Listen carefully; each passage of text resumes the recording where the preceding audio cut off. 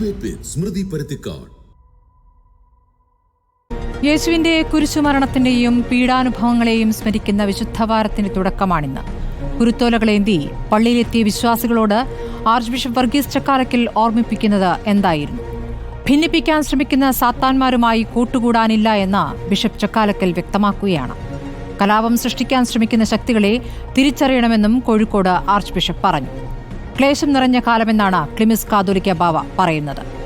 ദില്ലിയിലെ പ്രശസ്ത Sacred heart പള്ളിയിലെ കുരിശിന്റെ വഴിക്ക് പോലീസ് അനുമതി നിഷേധിച്ചെന്ന വാർത്ത വന്നതും ഇന്നേ ദിവസമാണ്. എമ്പുരാൻ ക്രിസ്ത്യൻ വിരുദ്ധ സിനിമയെന്ന രാജ്യസഭയിൽ വാചാലനായ മന്ത്രി ജോർജ് കുര്യന് പക്ഷേ കുരിശിന്റെ വഴി പോലീസ് തടഞ്ഞതിനെക്കുറിച്ച് അത്ര വ്യക്തതയില്ല. വഖഫ് നിയമ ഭേദഗതിയെ പിന്തുണച്ച സഭാ നേതൃത്വത്തിന്റെ കണ്ണു തുറപ്പിച്ചത് പ്രസിദ്ധീകരിച്ചു പിൻവലിച്ച ഓർഗനൈസർ ലേഖനമാണ്. വടക്ക് പള്ളികളിലും കന്യാസ്ത്രീകളും ആക്രമിക്കപ്പെട്ടു എന്ന വാർത്തയും തൊട്ടു പിന്നാലെ വന്നു. പൊൻകിരീടം നൽകിയും മുട്ടിലഴിഞ്ഞു പ്രാർത്ഥിച്ചും വോട്ട് നേടി ജയിച്ചവർ നിങ്ങളാരാണ് എന്ന് ചോദിച്ചത് ജബൽപൂർ ആക്രമണത്തെക്കുറിച്ച് മാധ്യമങ്ങൾ ചോദിച്ചപ്പോഴാണ്. സാത്താന്മാരെ തിരിച്ചറിഞ്ഞു എന്നതാണ് ചോദ്യം.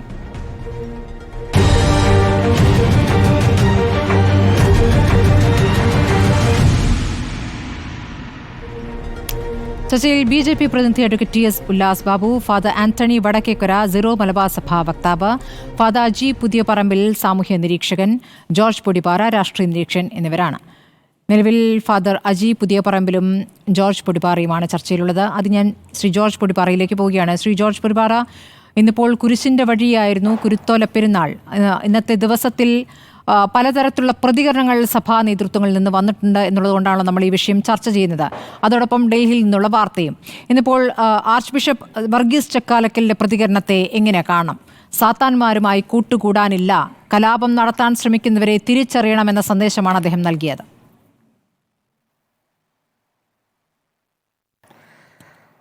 തീർച്ചയായിട്ടും സ്മൃതി, അതിന് ഒരുപാട് മാനങ്ങളുണ്ട് എന്ന് വേണം കരുതാൻ. പ്രത്യേകിച്ച് ഇപ്പോഴത്തെ ഒരു സാഹചര്യത്തിൽ, അതായത് ഈ വഖഫ് ഭേദഗതി ബില്ലുമായിട്ട് ബന്ധപ്പെട്ട് സഭയ്ക്കകത്ത് തന്നെ വലിയ അഭിപ്രായങ്ങളും അഭിപ്രായ ഭിന്നതകളും ഒക്കെ നിലനിൽക്കുന്ന ഒരു സാഹചര്യത്തിൽ കോഴിക്കോട് ആർച്ച് ബിഷപ്പായിട്ട് നിയോഗിക്കപ്പെട്ട അല്ലെങ്കിൽ അദ്ദേഹത്തെ ഉയർത്തപ്പെട്ട ഡോക്ടർ വർഗീസ് ചക്കാലക്കൽ പിതാവിൻ്റെ ഈ വാക്കുകൾക്ക് വലിയ അർത്ഥവ്യാപ്തിയുണ്ട്. പ്രത്യേകിച്ച് ഭിന്നിപ്പിൻ്റെ അതുപോലെ തന്നെ വേർതിരിക്കലിൻ്റെ ഒക്കെ ഈ പറഞ്ഞ വിഭാഗീയതയുടെ ഒക്കെ വക്താക്കളാക്കാൻ ശ്രമിക്കുന്നവർ എന്ന് വിവക്ഷിക്കുന്നത് ആരെ എന്ന് കൃത്യമായിട്ട് അദ്ദേഹം പേരെടുത്ത് പറയുന്നില്ല. ഒരു രാഷ്ട്രീയ പാർട്ടിയുടെയും പേരെടുത്ത് അദ്ദേഹം പറയുന്നില്ലെങ്കിലും ഇപ്പോഴത്തെ സാഹചര്യത്തിൽ നമുക്ക് മനസ്സിലാക്കാൻ കഴിയുന്നത് ആ ഭിന്നിപ്പിൻ്റെ അല്ലെങ്കിൽ ആ വിഭാഗീയതയുടെ വേർതിരിക്കലിൻ്റെ ആ രാഷ്ട്രീയം എന്ന് പറയുന്നത് BJPയെ ഉദ്ദേശിച്ച് തന്നെയാണെന്ന് ചിന്തിക്കാനാണ് എളുപ്പം. ഒരുപക്ഷെ അദ്ദേഹം അങ്ങനെ തന്നെയായിരിക്കും ചിന്തിച്ചത് എന്നാണ് ഞാൻ വിശ്വസിക്കുന്നത്. ഏതായാലും അത് വളരെ വളരെ പ്രധാനപ്പെട്ട ഒരു പ്രയോഗമാണ്. ഒരു മതമേധാവി, അതും കഴിഞ്ഞ ദിവസം മാത്രം ആർച്ച് ബിഷപ്പ് പദവിയിലേക്ക് ഉയർത്തപ്പെട്ട വർഗീസ് ചക്കാലക്കൽ പിതാവ് വളരെ കൃത്യമായി തന്നെ ഈ പറഞ്ഞ ഒരുമയുടെയും അതുപോലെ തന്നെ സാഹോദര്യത്തിൻ്റെയും അതുപോലെ തന്നെ മതങ്ങൾ തമ്മിലുള്ള ആ ഒരു സാഹോദര്യത്തിൻ്റെയൊക്കെ വാക്കുകൾ ഉരുവിട്ടുകൊണ്ട് സ്നേഹത്തിൻ്റെ സന്ദേശമാണ് ആവശ്യം. അത് ഭിന്നിപ്പിൻ്റേതല്ല, വേർതിരിക്കലിൻ്റേതല്ല, ശത്രുതയുടേതല്ല, വിഭാഗീയതയുടേതല്ല എന്ന് പറയുമ്പോൾ ഇന്നത്തെ വർത്തമാനകാല സാഹചര്യങ്ങളിൽ അതിന് വലിയ പ്രസക്തിയുണ്ട്.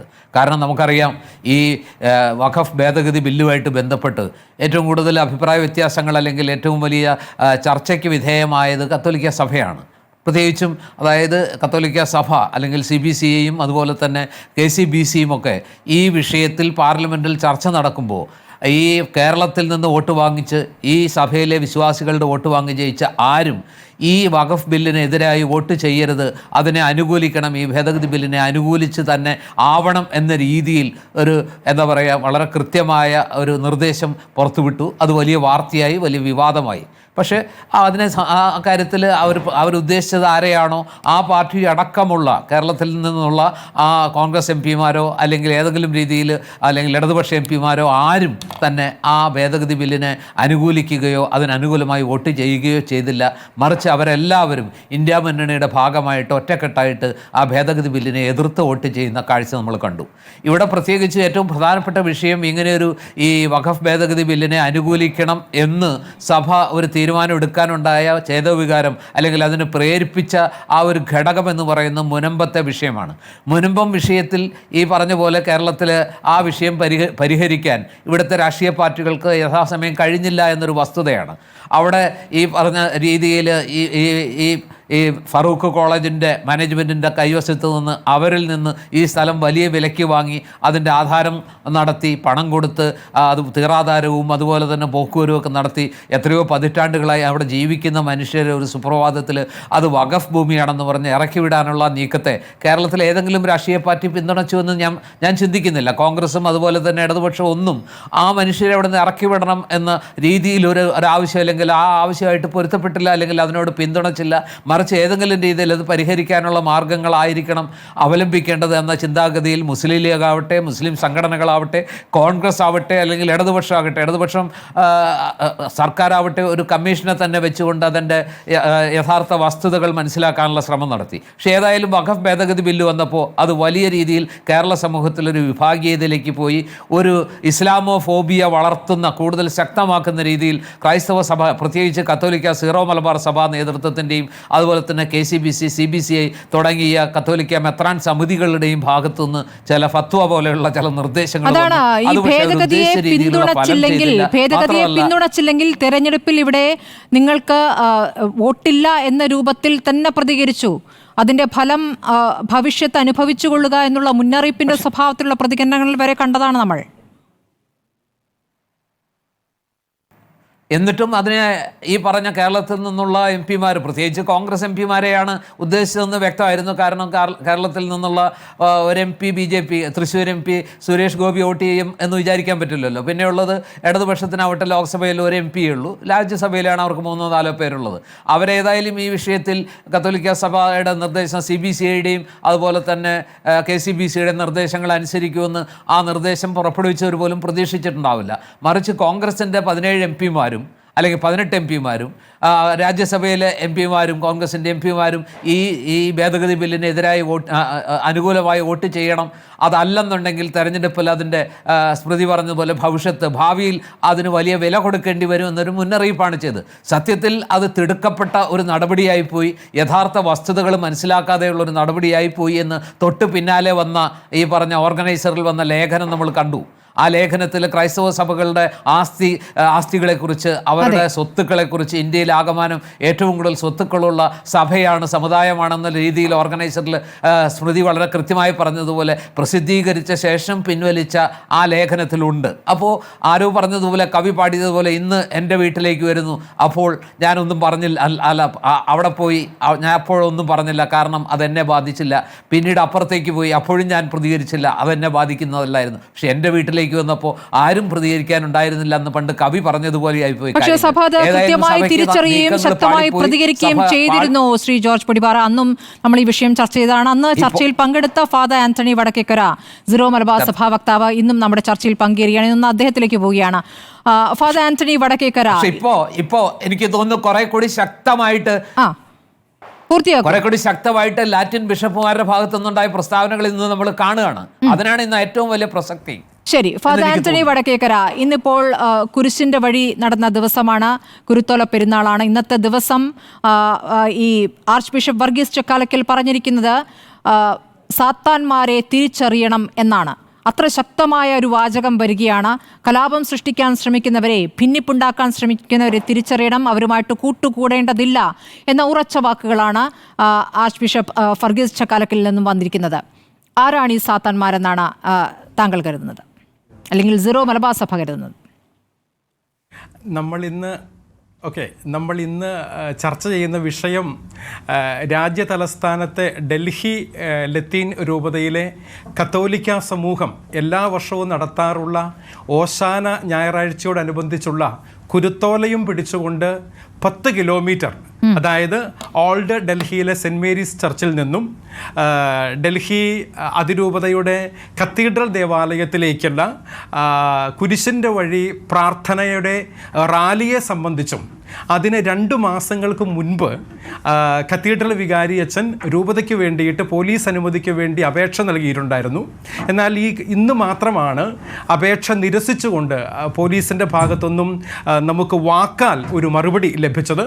അത് തീർച്ചയായും ഡൽഹിയിൽ മാത്രമല്ല, ലോകമെമ്പാടുമുള്ള ക്രൈസ്തവ കത്തോലിക്ക വിശ്വാസികളെ നിരാശപ്പെടുത്തിയിട്ടുണ്ട്. അപ്രകാരം പോലീസ് സുരക്ഷാ കാരണങ്ങൾ പറഞ്ഞുകൊണ്ടാണ് ഈ ഒരു കുരിശിൻ്റെ വഴി കുരുത്തോല പ്രയാണത്തിന് അനുമതി നിഷേധിച്ചത്. തീർച്ചയായും ഈ സംഭവത്തെ നമ്മൾ അപലപിക്കുന്നു. ഒരു കാരണവശാലും പാടില്ലാത്ത കാര്യമാണ്. മത ന്യൂനപക്ഷങ്ങൾക്ക് അവരുടെ ആചാരാനുഷ്ഠാനങ്ങൾ, വിശ്വാസം സംരക്ഷിക്കാനും അതനുസരിച്ച് ജീവിക്കാനും അതിൻ്റെ ആചാരാനുഷ്ഠാനങ്ങളിൽ പങ്കെടുക്കാനും വേണ്ട അവകാശം ഇന്ത്യയുടെ ഭരണഘടന ഉറപ്പു നൽകുന്നതാണ്. അപ്പോൾ ഈ ഒരു പശ്ചാത്തലത്തിലാണ് നമ്മളിപ്പോൾ സംസാരിച്ചു കൊണ്ടിരിക്കുന്നത്. ഇതുമായി ബന്ധപ്പെട്ട് അല്ലെങ്കിൽ കൂടിയും ഇന്നലെ കോഴിക്കോട് അതിരൂപതയുടെ മെത്രാപ്പോലിത്തായി ഉയർത്തപ്പെട്ടിരിക്കുന്ന വർഗീസ് ചക്കാലക്കൽ പിതാവിനോട് മാധ്യമങ്ങൾ ചോദിച്ചപ്പോഴാണ് അദ്ദേഹം അപ്രകാരം ഒരു പരാമർശം നടത്തിയത്. ഏതായാലും ഇതുമായി ബന്ധപ്പെട്ട് ഞങ്ങൾക്ക് പറയാനുള്ളത്, സഭയ്ക്ക് ഈ കാര്യത്തിൽ യാതൊരു തരത്തിലുള്ള രാഷ്ട്രീയവുമില്ല. മുനമ്പത്താണെങ്കിൽ പോലും മുനമ്പം ജനതയുടെ വിഷമം കണ്ടിട്ട്, അത് ഏതു മതവിഭാഗവും ആകട്ടെ കേട്ടോ, സ്മൃതി പറഞ്ഞതുപോലെ തന്നെ അന്ന് വഖഫ് നിയമം ഭേദഗതി ചെയ്ത അന്ന് ഞാൻ ചർച്ചയിൽ പങ്കെടുത്തയാളാണ്. ഇവിടെ മറ്റ് പാനലിസ്റ്റുകൾക്ക് ഒരുപക്ഷെ അത് അറിവില്ലായിരിക്കും. അന്ന് കൃത്യതയോടുകൂടെ ഞാൻ സഭയുടെ നിലപാട് പറഞ്ഞിരുന്നു. സഭ ഇതിൽ രാഷ്ട്രീയം കാണുന്നില്ല. മുനമ്പത്തെ 610ഓളം വരുന്ന ജനവിഭാഗത്തിൻ്റെ വലിയ വേദനയുടെ കണ്ണുനീരിൻ്റെ മുൻപിൽ അവർക്ക് വേണ്ടി നിലകൊള്ളുക, ഐക്യദാർഢ്യം പ്രഖ്യാപിക്കുക എന്നുള്ളതായിരുന്നു സഭ ചെയ്ത കാര്യം. അത് അന്നും അങ്ങനെ തന്നെ, ഇന്നും അങ്ങനെ തന്നെ നിലവിലുണ്ട് എന്ന കാര്യം നമുക്ക് വിസ്മരിക്കാൻ പറ്റില്ല. അതുകൊണ്ട് തന്നെ ഈ കാര്യത്തിൽ രാഷ്ട്രീയം കലർത്തുന്നത് ഏതെങ്കിലും സ്ഥാപിത താല്പര്യങ്ങളുള്ളവരാണ് എന്ന കാര്യത്തിലും എനിക്ക് സംശയമില്ല. സഭയ്ക്ക് ഏതായാലും ഇതുവരെയും സഭയുടെ ചരിത്രത്തിൽ രാഷ്ട്രീയപരമായ നിലപാടുകൾ എടുത്തിട്ടില്ല. മറിച്ച് രാഷ്ട്ര നിർമ്മാണത്തിൽ ഞങ്ങൾ പങ്കാളികളാകാറുണ്ട്. അതിനുവേണ്ടിയുള്ള കൺസ്ട്രക്റ്റീവായിട്ടുള്ള കാര്യങ്ങൾ ഞങ്ങൾ തീർച്ചയായും ഉന്നയിച്ചുകൊണ്ടേയിരിക്കും. അതുപോലെ തന്നെ ക്രൈസ്തവ കത്തോലിക്ക ന്യൂനപക്ഷങ്ങളുടെ അവകാശങ്ങൾക്ക് വേണ്ടി ഞങ്ങൾ സംസാരിച്ചു കൊണ്ടേയിരിക്കും. അത് വഖഫ് ഭേദഗതി നിയമ ബില്ലുമായി ബന്ധപ്പെട്ടെന്ന് മാത്രമോ മുനമ്പത്തെ ജനതയുടെ ദുഃഖമെന്ന് മാത്രമോ അല്ല, നിരവധിയായ പ്രശ്നങ്ങളിൽ, ജനങ്ങൾ അഭിമുഖീകരിക്കുന്ന വേദനകളിൽ, പ്രയാസങ്ങളിൽ നാളിതുവരെയും സഭ ശബ്ദമുയർത്തിയിട്ടുണ്ട്.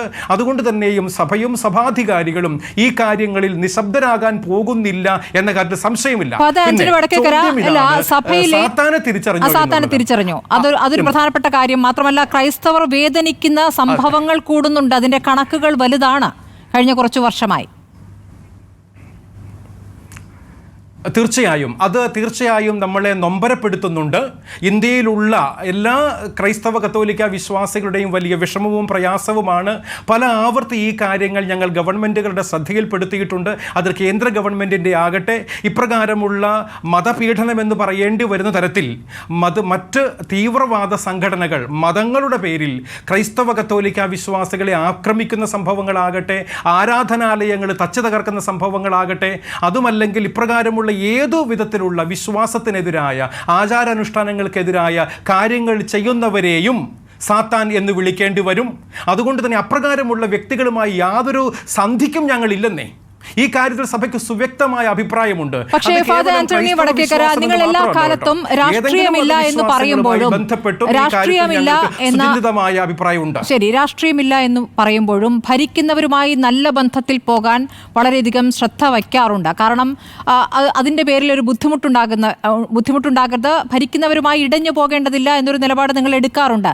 പക്ഷേ ആ നിലപാട് കുറെ കൂടി മുന്നോട്ട് പോയി BJP നേതൃത്വത്തെ അല്ലെങ്കിൽ കേന്ദ്രം ഭരിക്കുന്ന മോദി സർക്കാരിനെ പിന്തുണയ്ക്കുന്ന രൂപത്തിലേക്ക് നിങ്ങളിൽ ചിലരെങ്കിലും അത്തരം പ്രതികരണങ്ങൾ കൊണ്ടെത്തിക്കുകയും നിങ്ങളുടെ ഭാഗമായി, സഭയുടെ ഭാഗമായിട്ടല്ല, അപ്പുറത്ത് കാസ എന്നൊരു സംവിധാനം അവിടെ പ്രവർത്തിക്കുകയും അത് തീവ്ര നിലപാടുകൾ പറയുകയും ആ പറച്ചിൽ മുഴുവൻ മുസ്ലിം വിരുദ്ധതയിൽ ഊന്നിയിട്ടുള്ളതാവുകയും ചെയ്തിട്ടുണ്ട്.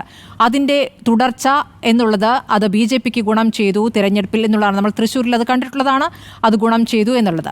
അതിനുശേഷം എന്ത് സംഭവിക്കുന്നു? അതിനുശേഷം സംഭവിക്കുന്ന കാര്യങ്ങളിൽ അവിടെ നിന്നും ജയിച്ചു പോയ MP-യോട്, സഹമന്ത്രിയോട് നിങ്ങൾക്ക് നേരെയുണ്ടായ ആക്രമണത്തെക്കുറിച്ച് ചോദിക്കുമ്പോൾ നിങ്ങളാരാണ് എന്ന ചോദ്യമാണ് തിരിച്ചു വരുന്നത്.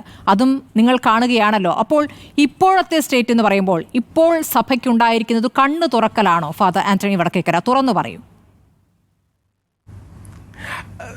സഭയുടെ ചരിത്രം പരിശോധിക്കുന്ന എല്ലാവർക്കും അറിയാം, കാലാകാലങ്ങളിൽ സഭ രാഷ്ട്രീയ പാർട്ടികളോട് ഒരേ വിധത്തിൽ അകലം പാലിക്കുമ്പോൾ തന്നെ രാഷ്ട്രീയ നേതാക്കന്മാർ കാണാൻ വേണ്ടി വരുമ്പോൾ തീർച്ചയായും അവർ സ്വീകരിക്കുകയും സ്വാഗതം ചെയ്യുകയും അതെല്ലാ രാഷ്ട്രീയ പാർട്ടികളോടും, പ്രത്യേകിച്ച് സംസ്ഥാനത്താകട്ടെ കേന്ദ്രത്തിലാകട്ടെ ഭരിച്ചുകൊണ്ടിരിക്കുന്ന ഗവൺമെൻറ്റുകളോട് തീർച്ചയായും സമരസപ്പെട്ടുകൊണ്ട് തന്നെയാണ് സഭ പോയിക്കൊണ്ടിരുന്നത്. ആ കാര്യങ്ങളിലൊന്നും ഇനിയും യാതൊരു വീഴ്ചയുമില്ല.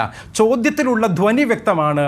BJPയുടെ നേതൃത്വത്തിലുള്ള NDA ഗവൺമെന്റ് ഭരിക്കുന്ന കാലത്ത് ഇപ്പോൾ സഭയ്ക്ക് എന്തെങ്കിലും കൂടുതലായി അടുപ്പം ഉണ്ടോ എന്ന ചോദ്യത്തിന് ആ കാര്യത്തിൽ കൃത്യതയോടുകൂടെ മറുപടി സഭയൊന്നും പറഞ്ഞിട്ടുണ്ട്. അതിപ്പോഴും ഞാൻ ആവർത്തിക്കാൻ ആഗ്രഹിക്കുന്നു.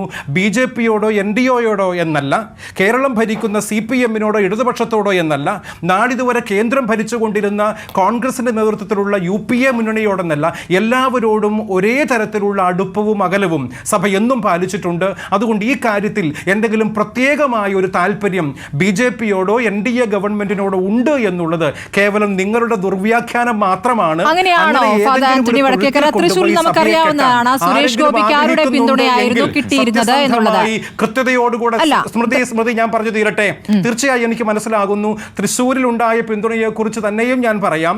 അത് അവിടെയുള്ള തൃശ്ശൂരിലുള്ള ജനവിഭാഗങ്ങൾക്ക് അപ്രകാരം ഒരു ചിന്തയുണ്ടായി. ഒരുപക്ഷെ അവർ പോലും പറഞ്ഞിട്ടുണ്ട്, BJPക്കോ NDAക്കോ അതീതമായ രീതിയിൽ ഒരു സിനിമാ നടൻ എന്ന രീതിയിൽ, ഒരുപക്ഷെ ഒരു സമൂഹത്തിന് ഒത്തിരിയേറെ നന്മ ചെയ്തുകൊണ്ടിരിക്കുന്ന ഒരു വ്യക്തി എന്ന രീതിയിൽ, കുറെ വർഷങ്ങളായി അവിടെ കേന്ദ്രീകരിച്ചുകൊണ്ട് പ്രവർത്തിക്കുന്ന ഒരു വ്യക്തി എന്ന നിലയിൽ സുരേഷ് ഗോപിക്ക് ഒരുപക്ഷെ വോട്ടുകൾ കിട്ടിയിട്ടുണ്ടാകാം.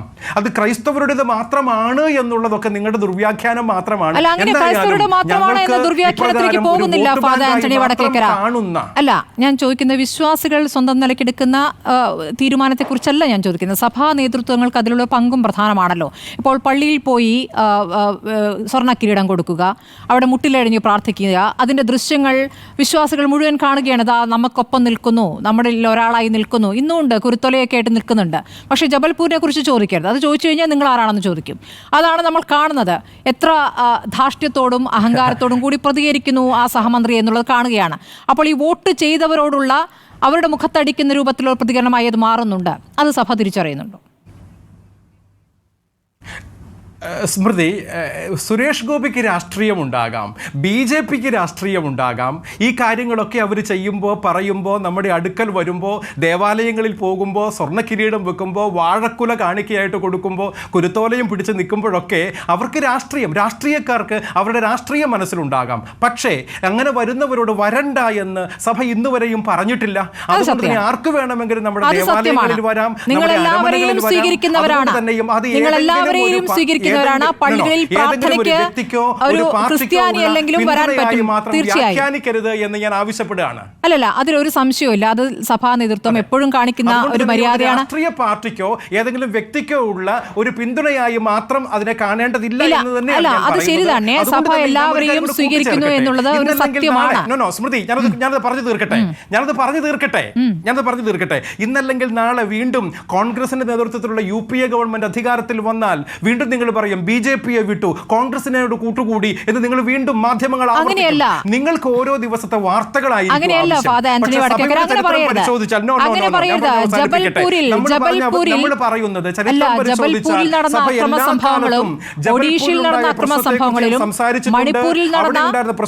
അപലപിച്ചിട്ടുണ്ട്.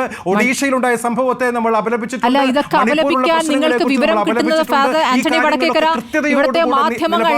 മാധ്യമങ്ങൾ അത് പുറത്തു കൊണ്ടുവരുന്നതുകൊണ്ടുകൂടിയാണല്ലോ. മാധ്യമങ്ങൾക്ക് അങ്ങനെ ദുരുദ്ദേശത്തോടു കൂടി അതാ നിങ്ങളെ അത് ആക്രമിച്ചിട്ടുണ്ട് കേട്ടോ എന്ന് പറഞ്ഞ് റിപ്പോർട്ട് ചെയ്യുന്നത്. സഭയ്ക്ക് സുശക്തമായ സംവിധാനങ്ങളുണ്ട്. അല്ല, ഫാദർ ആന്റണി വടക്കേക്കര അങ്ങനെ പറയരുത്.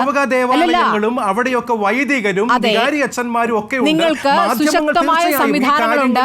നിങ്ങളുടെ സുശക്തമായ സംവിധാനങ്ങൾക്കിടയിൽ തന്നെ ഫാദർ ആന്റണി വടക്കേക്കര 2024 640 കേസുകൾ ആക്രമണ സംഭവങ്ങൾ റിപ്പോർട്ട് ചെയ്യപ്പെടുന്നു. അത് ഏറ്റവും അധികം UPയിലാണ്. ഇവാഞ്ചലിക്കൽ ഫെലോഷിപ്പ് ഓഫ് ഇന്ത്യയുടെ റിലീജിയസ് ലിബർട്ടി കമ്മീഷന്റെ കണക്കാണത്. 6% വർധന 2024 മാത്രം വന്നിരിക്കുന്നു. ദിവസവും 4 പാസ്റ്റർമാർ വീതം ആക്രമിക്കപ്പെടുന്നുണ്ട്. BJP RSS നേതൃത്വത്തിലാണ് ആക്രമണങ്ങൾ എന്നൊരു പഠനവും ഇവിടെ കണ്ടെത്തിയിട്ടുണ്ട്. അതുകൂടാതെ ഇപ്പോൾ ഏറ്റവും ഒടുവിൽ ജബൽപൂരിലേക്ക് പോവുകയാണെങ്കിൽ പേര് ഇല്ലാതെയാണ് FIR തയ്യാറാക്കിയിരിക്കുന്നത്. പ്രതികളുടെ പേരില്ല. ആരാണ് പ്രതികളെന്ന് നമുക്കറിയാമല്ലോ. അന്ന് നമ്മൾ ചർച്ച ചെയ്തതാണല്ലോ. അന്ന് BJP പ്രതിനിധി എന്താണ് പറഞ്ഞതെന്ന് നമ്മൾ കണ്ടതാണല്ലോ. അപ്പോൾ നിങ്ങൾ BJPയിലേക്ക് അടുക്കുന്നു എന്ന് പറയുമ്പോൾ അവർ ക്രൈസ്തവരെ എങ്ങനെയാണ് കാണുന്നത് എന്നുള്ള കാര്യം കൂടി നിങ്ങൾക്ക് വ്യക്തതയുള്ളതാണ്. അതാണ് ഞാൻ ചോദിച്ചത്. പ്രായോഗികതയിലൂന്നി ഒരു ഘട്ടത്തിൽ നിങ്ങൾ പിന്തുണച്ചു, പക്ഷേ നിങ്ങളിലേക്ക് കൂടി എത്തുന്നു എന്ന തിരിച്ചറിവിലേക്ക് നിങ്ങൾ എത്തിയോ എന്നായിരുന്നു ചോദ്യം. ഞാൻ താങ്കളിലേക്ക് വരാം, അടുത്ത ഘട്ടത്തിൽ വരാം. നമ്മുടെ കൂടെ അടുത്ത സ്മൃതി പറഞ്ഞു തീർക്കട്ടെ, അവസാനിപ്പിക്കട്ടെ. ഒരു അര മിനിറ്റ് അത് ഞാൻ പറഞ്ഞ് അവസാനിപ്പിച്ചോട്ടെ. ഈ കാര്യങ്ങളിൽ രാഷ്ട്രീയം കാണാൻ ഞങ്ങൾ ആഗ്രഹിക്കുന്നില്ല എന്ന് മാത്രമല്ല, കൃത്യതയോടുകൂടെ തന്നെ പറയാൻ ഞങ്ങൾ ആഗ്രഹിക്കുന്നു. മതന്യൂനപക്ഷങ്ങളാകട്ടെ, എല്ലാ കാര്യങ്ങളിലും കർശനമായ ശിക്ഷാ നടപടികൾ ഉണ്ടാകേണ്ടതാണ് എന്ന കാര്യത്തിൽ ഞങ്ങൾക്ക് യാതൊരു സംശയവുമില്ല. അതുകൊണ്ട് തന്നെയും കേവലം ക്രൈസ്തവർക്കോ കത്തോലിക്കർക്കോ വേണ്ടി എന്നല്ല, ഏതു മതവിശ്വാസികൾക്കാകട്ടെ ഏതെങ്കിലും ഗവൺമെന്റ് അപ്രകാരം പക്ഷപാതിത്വപരമായി എന്തെങ്കിലും നിലപാടുകൾ എടുക്കുന്നുണ്ടെങ്കിൽ അതിനെ ചോദ്യം ചെയ്യുക തന്നെ ചെയ്യും. അപ്രകാരമുള്ള കാപാലികർക്കെതിരെ കർശനമായ നടപടി സ്വീകരിക്കണമെന്നുള്ള കാര്യത്തിൽ ഒരു സംശയവുമില്ല. അതുപോലെ സഭയിൽ നിന്നും ശക്തമായ പ്രതികരണം ഉയർന്നു വരേണ്ടതുണ്ട്. ചില ഘട്ടങ്ങളിൽ വന്നിരുന്നു, ചില ഘട്ടങ്ങളിൽ വരാതിരുന്നിട്ടുമുണ്ട്. ശരിയാണ് താങ്കൾ പറഞ്ഞത്, നിങ്ങൾക്ക് രാഷ്ട്രീയമില്ല എന്ന് പറയും, പക്ഷെ അപ്പുറത്ത് അക്രമം നടത്തുന്നവർക്ക് കൃത്യമായ രാഷ്ട്രീയമുണ്ടെന്നേ. അതായിരുന്നു ആ ചോദ്യം. ഫാദർ അജി പുതിയ പറമ്പിൽ, സാമൂഹ്യ നിരീക്ഷകൻ. ഫാദർ, ഇപ്രകാരം ഉള്ള രാഷ്ട്രീയക്കാരെ തിരിച്ചറിയാൻ മാത്രമുള്ള രാഷ്ട്രീയ പക്വതയുള്ളവരാണ് കേരളത്തിലെ ക്രൈസ്തവ കത്തോലിക്ക വിശ്വാസികൾ എന്ന് തിരിച്ചറിയുക. രാഷ്ട്രീയ ബോധം നന്നായിട്ടുള്ളവരാണ്. അതുകൊണ്ട് തന്നെ ഇപ്രകാരമുള്ള ഉമ്മാക്കികളൊന്നും കാണിച്ച് ക്രൈസ്തവ കത്തോലിക്ക വിശ്വാസികളെ അങ്ങ് വീഴിച്ചു കളയാമെന്നൊക്കെ ആരെങ്കിലും കരുതുന്നുണ്ടെങ്കിൽ അതൊക്കെ വെറുതെയാണ്. അങ്ങനെയുള്ള യാതൊരു തരത്തിലുള്ള പ്രലോഭനങ്ങളിലും വീണു കൊടുക്കുന്നവരല്ല എന്ന കാര്യത്തിൽ ഒരു സംശയത്തിനും വകയില്ല കേട്ടോ. പുരോഹിതരെയും ആക്രമിച്ച ശേഷം കേക്കും കൊണ്ട് പള്ളിയിലേക്ക് വരണ്ട എന്നുള്ളതിന്റെ കൃത്യമായ സന്ദേശം. ഞാൻ ഫാദർ അജിയിലേക്ക് വരാം. ഇടവേളയ്ക്ക് ശേഷം TS ഉല്ലാസ് ബാബു കൂടി BJP പ്രതിനിധി എത്തിയിട്ടുണ്ട്. ഞാനൊന്ന് ഫാദർ അജി പുതിയ പറമ്പിലേക്ക് എത്തിയ ശേഷം ഉല്ലാസ് ബാബുലേക്ക് വരാം. ഫാദർ അജി പുതിയ പറമ്പിൽ, ഇന്നിപ്പോൾ ആർച്ച് ബിഷപ്പ് പറഞ്ഞിരിക്കുന്ന ഈ വാചകങ്ങൾ, അതിൽ എന്താണ് താങ്കൾ കാണുന്നത്? ആർച്ച് ബിഷപ്പ് വർഗീസ് ചക്കാലക്കൽ പറഞ്ഞിരിക്കുന്ന കാര്യങ്ങൾ സുവിശേഷത്തുമായിട്ട് ചേർന്ന് നിൽക്കുന്ന കാര്യങ്ങളാണ്, ക്രിസ്തുവിൻ്റെ മനസ്സുമായിട്ട് ചേർന്ന് നിൽക്കുന്ന കാര്യങ്ങൾ. ഫാദർ അജി പുതിയ പറമ്പിൽ, ഒരു ചെറിയ പ്രശ്നം. Yes please. പറഞ്ഞോളൂ. ഒന്നുകൂടി പറയാമോ? പറഞ്ഞത് കേട്ടില്ല. പറയാം തീർച്ചയായിട്ടും പറയാം. ആർച്ച് ബിഷപ്പ് വർഗീസ് ചക്കാലക്കൽ പറഞ്ഞിരിക്കുന്ന കാര്യങ്ങൾ സുവിശേഷവുമായി ചേർന്ന് നിൽക്കുന്ന കാര്യങ്ങളാണ്, യേശു ക്രിസ്തുവിൻ്റെ മനസ്സുമായി ചേർന്ന് നിൽക്കുന്ന കാര്യങ്ങളാണ്. യേശുവിൻ്റെ അപ്പസ്തോലന്മാരുടെ പിൻഗാമികളാണ് മെത്രാന്മാരെന്നാണ് ഞങ്ങൾ വിശ്വസിക്കുന്നത്. അതുകൊണ്ട് ക്രിസ്തുവിൻ്റെ മനസ്സുമായിട്ട് ചേർന്ന് ഒരു ആർച്ച് ബിഷപ്പ് അല്ലെങ്കിൽ ഒരു ബിഷപ്പ് അല്ലെങ്കിൽ ഒരു പുരോഹിതൻ, ഒരു ക്രൈസ്തവ വിശ്വാസി ധീരതയോടെ ഒരു കാര്യം പറഞ്ഞാൽ അതിനെ നമ്മൾ അഭിനന്ദിക്കണം, അതിനെ നമ്മൾ പിന്തുണയ്ക്കണം. ഇവിടെ അതാണ് ഇതാണ് നടന്നിരിക്കുന്നത്. ഡോക്ടർ അരുൺകുമാർ എന്ന് ചോദിച്ചത് ഒരു രാഷ്ട്രീയ ചോദ്യമാണ്.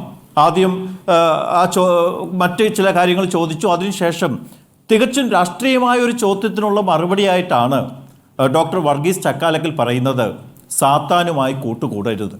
എന്താണ് സാത്താൻ്റെ പ്രത്യേകതകൾ എന്ന് അദ്ദേഹം പറയുന്നുണ്ട്. സമൂഹത്തിൽ കലാപവും വെറുപ്പും വിദ്വേഷവും ഒക്കെ വർദ്ധിപ്പിക്കുന്ന ആരോ അവരാണ് സാത്താൻ എന്നാണ് പറയുന്നത്. സുവിശേഷം അത് തന്നെയാണ് പറയുന്നത്. സുവിശേഷം പറയുന്നത് എന്താണ്? സാത്താൻ വെറുപ്പ് വിതയ്ക്കുന്നവൻ, നുണ പറയുന്നവൻ, ഇതൊക്കെയാണ് സാത്താൻ്റെ ലക്ഷണങ്ങൾ. അപ്പോൾ അതുകൊണ്ട് ഇങ്ങനെയുള്ളവരുമായി കൂട്ടുകൂടരുത് എന്ന് ഒരു രാഷ്ട്രീയ മറുപടിയാണ് ഇന്ന് doctor Varghese Chakkalakkal arch bishop പറഞ്ഞിരിക്കുന്നത്. ഇതിന് വളരെ വളരെ പ്രധാനപ്പെട്ട ചില കാര്യങ്ങൾ ഇതിൻ്റെ പിന്നിലുണ്ട് എന്നത് നാം മറക്കരുത്. ഒരാഴ്ചയ്ക്ക് മുമ്പാണ് വഖഫ് ബില്ലിൽ ഇവിടുത്തെ എല്ലാ MP-മാരും ആ ബില്ലിനെ പിന്തുണയ്ക്കണം എന്ന് പറഞ്ഞുകൊണ്ട് KCBC ഒരു ലെറ്റർ പുറത്തുവിട്ടത്, അല്ലെങ്കിൽ ലെറ്ററിലൂടെ ആവശ്യപ്പെട്ടത്. ഈ ലെറ്ററിലൂടെ ആവശ്യപ്പെട്ട അതുമായിട്ട് ബന്ധപ്പെട്ട വിവാദങ്ങളൊക്കെ നമുക്കറിയാം. ഒരാഴ്ച അങ്ങോട്ട് കഴിഞ്ഞതേ ഉള്ളൂ. ഈ ഒരാഴ്ച കഴിഞ്ഞപ്പോൾ തന്നെ സംഗതിയാകെ മാറി. ഒരു ദിവസം കഴിഞ്ഞപ്പോൾ തന്നെ ഓർഗനൈസർ ലേഖനം വന്നു. വഖഫ് വിഷയം കഴിഞ്ഞപ്പോൾ, അല്ലെങ്കിൽ ആ ബില്ല് പാസ്സായത് ഉടനെ തന്നെ ഓർഗനൈസർ വന്ന ലേഖനത്തിൽ കത്തോലിക്ക സഭയ്ക്ക് എത്ര സ്കൂളുകളുണ്ട്, കോളേജുകളുണ്ട്, എത്ര ലാൻഡുണ്ട് എന്നതിനെ പറ്റിയൊക്കെ വളരെ വിശദമായ കണക്ക് വന്നു. അതിനുശേഷം ജബൽപൂരിലെ കാര്യങ്ങൾ നമ്മൾ കാണുന്നു, ഇന്ന് ഡൽഹിയിലെ കാര്യങ്ങൾ കാണുന്നു. ഇതിലൂടെയൊക്കെ നമ്മൾ എന്താ മനസ്സിലാക്കേണ്ട കാര്യം എന്താണെന്നറിയോ? ഈ വഖഫ് ബില്ലിൽ KCBCക്ക് നമ്മുടെ ഇവിടുത്തെ സഭാ അധികാരികൾക്ക് തീർച്ചയായിട്ടും രാഷ്ട്രീയമായ പിഴവ് പറ്റി എന്നുള്ള കാര്യം നമുക്ക് സമ്മതിക്കാതിരിക്കാൻ പറ്റില്ല. കാരണം സഭയും മനുഷ്യരാൽ നയിക്കപ്പെടുന്നതാണ്. തീർച്ചയായിട്ടും പിഴവുകൾ പറ്റാൻ സാധ്യതയുണ്ട്. ചരിത്രത്തിൽ പിഴവുകൾ പറ്റിയിട്ടുമുണ്ട്.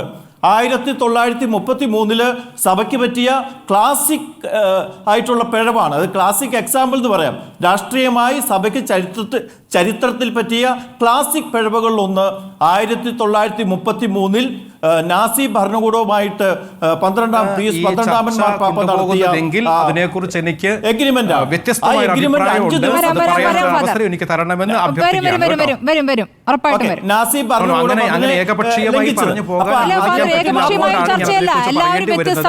ഇന്റർവ്യൂ ചെയ്യേണ്ടി വരുന്നതും അതുകൊണ്ട് തന്നെയാണ് വഴി തിരിച്ച് ഒരു ചർച്ചയെ വഴി തിരിച്ചു വിടാൻ വേണ്ടി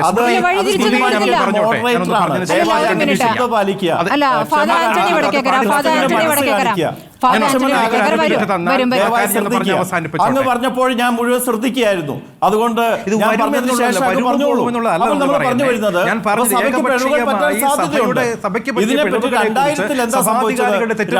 പറയാൻ വേണ്ടിയിട്ടാണ് സംഘടിപ്പിച്ചത് എന്നുണ്ടെങ്കിൽ അതുമായിട്ട് ബന്ധപ്പെട്ട് പറയാൻ അങ്ങനെ ശരിയല്ല. ഞാൻ ഈ കാര്യത്തിൽ ഇടപെടാൻ വേണ്ടി ശ്രമിക്കുന്നത് അല്ല. എന്താണ് ഫാദർ ആന്റണി വടക്കേക്കര സ്മൃതി ഞാൻ പറയാൻ ശ്രമിക്കുന്നത് ഇതാണ്. സഭയുടെ സീറോ മലബാർ സഭയുടെ വക്താവ് എന്ന നിലയിൽ ഒരു കാര്യം ഞാൻ പറയാൻ ആഗ്രഹിക്കുന്നു. ഇപ്പൊ എന്നോട് പാലിലിരിക്കുന്ന അജി പുതിയ പറമ്പിൽ ഒരു വൈദിക വസ്ത്രം ധരിച്ച് നമ്മുടെ കൂടെയുണ്ട്, സന്തോഷം. പക്ഷെ സഭാ വക്താവ് നിലയ്ക്ക് എനിക്കൊരു കാര്യം കൂട്ടിച്ചേർക്കാനുള്ളത്, അദ്ദേഹം താമരശ്ശേരി രൂപതയുടെ വൈദികനായിരുന്നയാളാണ്.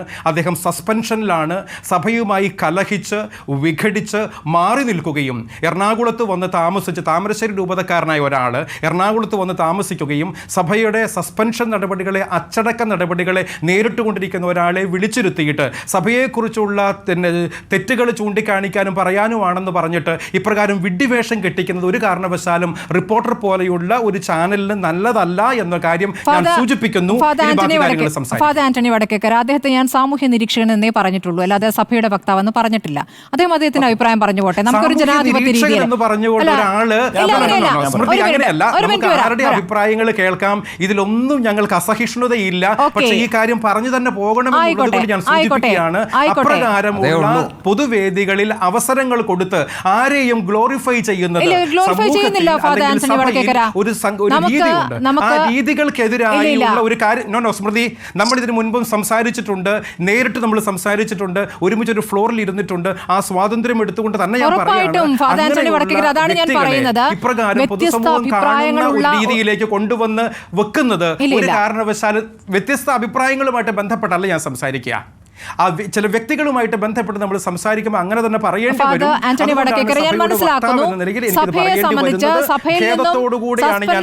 സസ്പെൻഷൻ കൊടുത്ത ഒരു വ്യക്തിയാണ് എന്ന് പറയുന്നത് സഭാ രീതികളുമായി ഒത്തുപോകാത്ത ഒരാൾ എന്ന രൂപത്തിലാണല്ലോ അത് താങ്കൾ വിശദീകരിച്ചു കഴിഞ്ഞു. ശരി ഫാദർ അജി പുതിയ പറമ്പിൽ അത് നിഷേധിക്കുന്നുമില്ല. അദ്ദേഹം ഈ പറഞ്ഞതുപോലെ താമരശ്ശേരിയിൽ നിന്ന് കൊച്ചിയിൽ വന്ന് നിൽക്കുന്ന ഒരാൾ, അദ്ദേഹത്തിൻ്റെതായ ഒരു അഭിപ്രായം പറഞ്ഞുകൂടെ? അഭിപ്രായ വ്യത്യാസങ്ങളുള്ള ഒരാളെ നിങ്ങൾ ചർച്ചയ്ക്ക് വേണ്ടി വിളിച്ചു കൊണ്ടുവന്നിരുത്തുവോ? അല്ല, അദ്ദേഹത്തിന് പറയാൻ അനുവദിക്കും ഫാദർ. അല്ല ഫാദർ, അത് ശരിയാണ് ഫാദർ. ഇത് കൊടുക്കുന്ന സന്ദേശം ഫാദർ ആന്റണി വടക്കേക്കര സീറോ മലബാർ സഭ വക്താവ് എന്ന നിലയ്ക്ക് താങ്കൾക്ക് ഉത്തരവാദിത്തമുണ്ടല്ലോ ഇതിൽ. മാത്രമാണ് ഞാൻ ഈ കാര്യങ്ങൾ പറയുന്നത്. അതെ, ആയിക്കോട്ടെ. ഞാൻ പറയുന്നത് ഒരു പ്രശ്നവുമില്ല. നോക്കൂ, ചരിത്രത്തിൽ എല്ലാവർക്കും പിഴവുകൾ പറ്റിയിട്ടുണ്ട്. ഇവിടുത്തെ രാഷ്ട്രീയ പാർട്ടികൾക്ക് പിഴവുകൾ പറ്റിയിട്ടുണ്ട്. സഭയ്ക്ക് പറ്റിയ കാര്യങ്ങൾ പിന്നീട് മാർപ്പാപ്പ തന്നെ എന്തൊക്കെ കാര്യങ്ങൾ ഏറ്റു പറഞ്ഞിരിക്കുന്നു ഫാദർ. മാർപ്പാപ്പ ഏറ്റു പറഞ്ഞ തെറ്റുകൾ എന്ന് പറയുന്നത് എന്തായിരുന്നു എന്ന് നമ്മൾ കണ്ടതല്ലേ? ശരി, തിരിച്ചു വരട്ടെ, ഒരു കുഴപ്പമില്ല. ഞാൻ പറയുന്നത് നമ്മൾ ഫാദർ അജി പുതിയ പറമ്പിലെ തെറ്റിനെ കുറിച്ചല്ലല്ലോ ചർച്ച. അത് സഭയ്ക്കകത്തെ വിഷയമാണ്. ഫാദർ അജി പുതിയ പറമ്പിലെ തെറ്റല്ല നമ്മുടെ വിഷയം. അങ്ങനെയെങ്കിൽ ആ കാര്യം പറഞ്ഞു തന്നെ പോകണമെന്ന് താങ്കൾ പറഞ്ഞു കഴിഞ്ഞു. അതിൽ ക്ലാരിറ്റി വന്നു, പ്രേക്ഷകർക്ക് അതിൽ ക്ലാരിറ്റി വന്നു. ഇനി ഫാദർ അജി പുതിയ പറമ്പിൽ പറഞ്ഞോട്ടെ. ഫാദർ ആന്റണി, താങ്കൾ ഈ പറഞ്ഞ കാര്യങ്ങൾ പറഞ്ഞപ്പോൾ ഞാൻ അക്ഷരം മിണ്ടിയില്ല, മുഴുവൻ കേൾക്കുകയായിരുന്നു. കാരണം പറയാനുള്ള സ്വാതന്ത്ര്യം അങ്ങേക്കുണ്ട്. ഈ ചാനലിൽ ഇന്ത്യൻ പൗരനെ ആരെയും വിളിക്കാൻ ഞാൻ പറയുന്നത്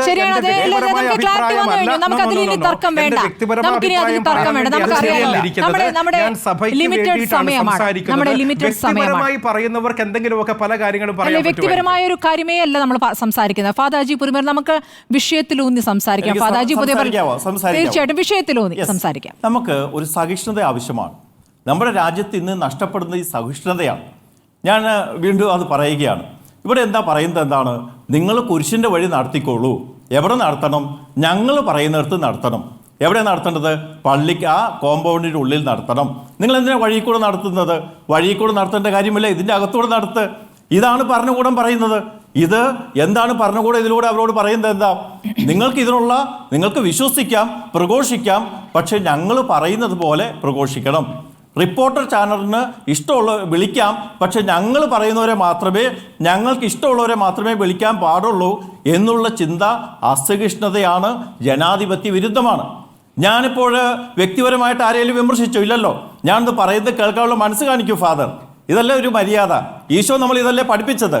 ഞാൻ അങ്ങേക്കെതിരായിട്ട് എന്തെങ്കിലും ഒരു വാക്ക് പറഞ്ഞാൽ അങ്ങ് എന്നെ ഉടനെ തന്നെ നോ പറഞ്ഞു. ഞാൻ പറഞ്ഞ ക്ഷമ പറയാൻ തയ്യാറാണ്. ഓക്കെ, അങ്ങ് പറഞ്ഞ കാര്യങ്ങളിലേക്കൊക്കെ നമുക്ക് പിന്നെ ചർച്ച വെക്കാം. ഈ ചാനലോ വേറെ ചാനലോ ചർച്ച വെച്ചോളൂ, ഞാൻ പറയാം, നമുക്ക് ഡിസ്കസ് ചെയ്യാം, ഡിബേറ്റ് ചെയ്യാം. ഇപ്പോൾ നമ്മൾ ചർച്ച നടത്തുന്നത് ഈ രാജ്യത്ത് ഇപ്പോൾ നടമാടിക്കൊണ്ടിരിക്കുന്ന ചില, അതായത് ജനാധിപത്യ വിരുദ്ധവും മതസ്വാതന്ത്ര്യ വിരുദ്ധവുമായിട്ടുള്ള കാര്യങ്ങളെ പറ്റിയാണ്. ആർട്ടിക്കിൾ 25 എന്താ പറയുന്നത്? ഒരാൾക്ക് ഒരു മതത്തിൽ വിശ്വസിക്കാനും അത് പ്രഖ്യാപിക്കാനും അത് പ്രൊപ്പഗേറ്റ് ചെയ്യാനുള്ള അവകാശമുണ്ട്. അത് ഓരോ വ്യക്തിക്കും ഉള്ളതാണ്. അതിൻ്റെ അവകാശം എന്താണ്? ഇന്ന് ക്രിസ്ത്യാനിയായി എനിക്ക് നാളെ ഹിന്ദുവാകാൻ അവകാശമുണ്ട്. ഇന്ന് മുസ്ലിമായ ഒരാൾക്ക് നാളെ ക്രിസ്ത്യാനിയാകാൻ അവകാശമുണ്ട്. ഇത് ഇൻഡിവിജ്വൽ റൈറ്റാണ്. നമ്മുടെ ഈ രാജ്യത്ത് 12 സംസ്ഥാനങ്ങളിൽ നിയമമുണ്ട്, ആൻറ്റി കൺവേർഷൻ ലോ ഉണ്ട്. ഈ ലോ കൊണ്ട് എന്താ നമ്മൾ അർത്ഥമാക്കുന്നത്? ഒരു ഹിന്ദുവിന് നാളെ ക്രിസ്ത്യാനിയാകാനുള്ള അവകാശമില്ല, അത് ലംഘിക്കപ്പെട്ടിരിക്കുകയാണ്.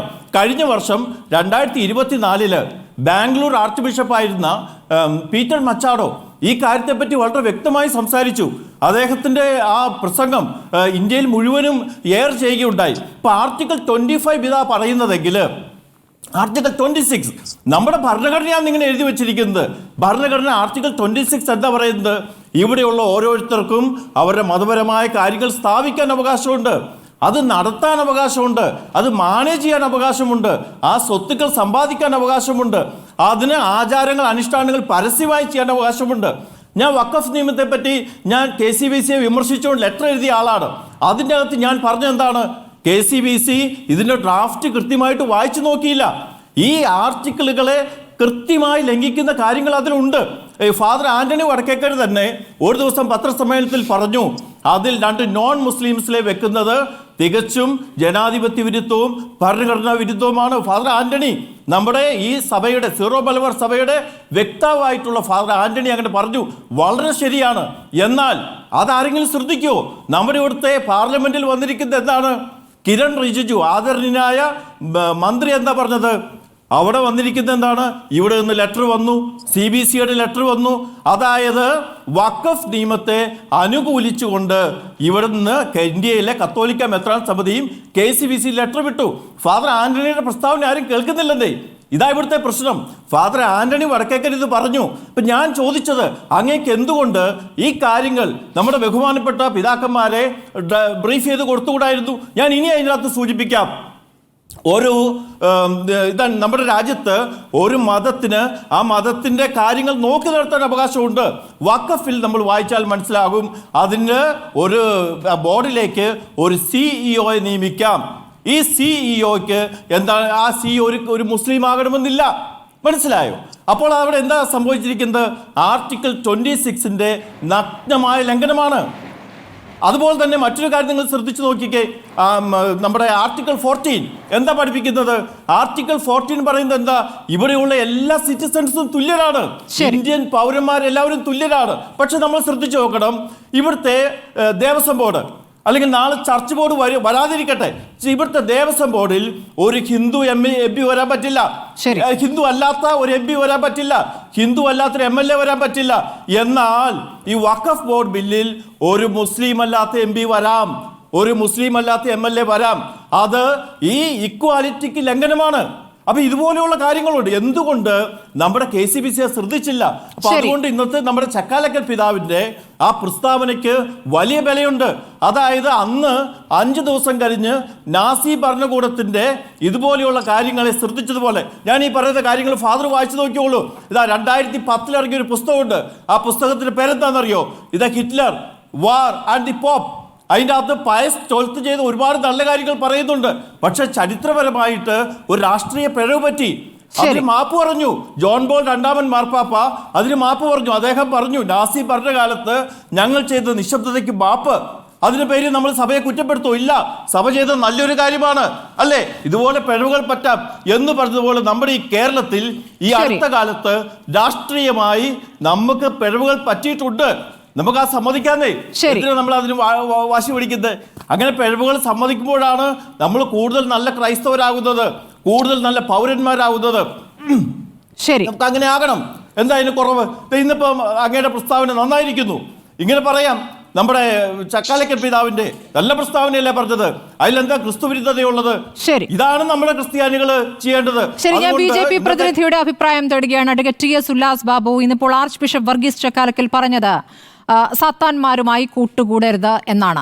അതോടൊപ്പം തന്നെ ഭിന്നിപ്പുണ്ടാക്കാൻ ശ്രമിക്കുന്നവരെ തിരിച്ചറിയണം, കലാപമുണ്ടാക്കാൻ ശ്രമിക്കുന്നവരെ തിരിച്ചറിയണം എന്നുകൂടിയാണ് ആർച്ച് ബിഷപ്പ് പറഞ്ഞിരിക്കുന്നത്. ഇന്നുണ്ടായൊരു സംഭവം ദില്ലിയിലെ സേക്രഡ് ഹാർട്ട് പള്ളിയിൽ ഓശാന ഞായർ ദിനത്തിൽ നടത്തിവരാറുള്ള കുരിശിന്റെ വഴിക്ക് പോലീസ് അനുമതി നിഷേധിച്ചു എന്നുള്ളതാണ്. രണ്ടിനെയും ചേർത്ത് വായിക്കുകയാണ് സഭയായാലും പൊതുവെ ക്രൈസ്തവ സമൂഹമായാലും. എന്താണ് BJPക്ക് പറയാനുള്ളത്? അല്ല, സ്മൃതി അത് ചേർത്ത് വായിച്ചോളൂ. BJPക്ക് എതിരായിട്ടോ അല്ലെങ്കിൽ അതിൽ രാഷ്ട്രീയമായിട്ടുള്ള ഒരു നിലപാടോ ഒന്നും ഒരു തരത്തിലും KCBCയോ അല്ലെങ്കിൽ ശിരോമല അച്ഛന്മാരോ ക്രിസ്ത്യൻ സമൂഹമോ പറഞ്ഞിട്ടില്ല എന്നാണ് എന്റെ വിശ്വാസം. അവരത് പറയുന്ന ആളുകളുമല്ല. അത് സ്മൃതി അന്വേഷിച്ചോ. ഞാൻ എന്തിനാ അതിന് അന്വേഷിക്കുന്നത്? സ്മൃതിക്ക് സമയം ഉണ്ടെങ്കിൽ സ്മൃതി അന്വേഷിച്ചോളൂ. എനിക്ക് സാത്താന്മാരെ അന്വേഷിച്ചു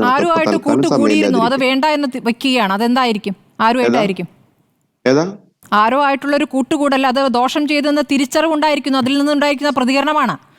അങ്ങനെ തോന്നുന്നില്ല. അല്ല, BJPക്ക് ഒരു മനസ്സിലാക്കുന്നുണ്ടാവില്ല, എവിടെയോ ഒരു സാത്താനുണ്ട്. ആരായിരിക്കും ആ സാത്താൻ? BJPക്ക് എന്താണ് തോന്നുന്നത്? അല്ല, ഞങ്ങൾ അന്വേഷിച്ച് കണ്ടെത്തി.